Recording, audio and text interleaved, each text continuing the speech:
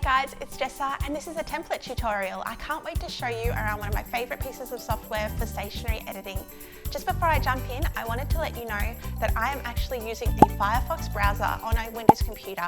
If you are a Mac user and you hear me say the word control, for you it will be command. And just quickly, this tutorial is actually not for mobile or tablet users, sorry. So today I'm going to be showing you how to add multiple pages to your document. Now you may need to do this if you're doing place cards or if you're doing a program which has multiple pages. It's really easy and I'm going to show you how to do it now.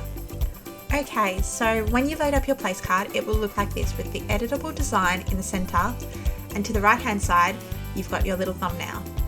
Now if you click on that, what that does is it opens that corresponding page. Now to duplicate this page, to the very right of this thumbnail you'll see a small icon which looks like 2 pages. If you click that, that will duplicate the current page. Now we have 2 pages with Sarah written on it, so we can edit one of those with a new name. And you just do this as much as needed.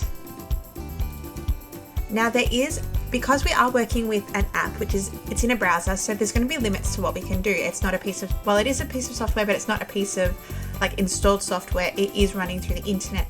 So when you hit a certain number of pages, what is going to happen is you're going to hit a threshold. I think for our templates it is 36 pages, and it'll just stop letting you duplicate the page, and this area down here will appear. So it'll say add another template, and all you do is you just click that, it'll save this current template and it'll just add an extra template of the same style to your account, so you can continue adding names that way.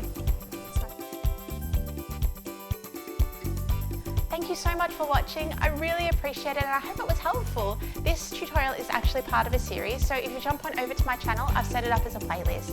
Finally, if you have any questions or have an idea for a video you would love me to make, please drop them in the comments below.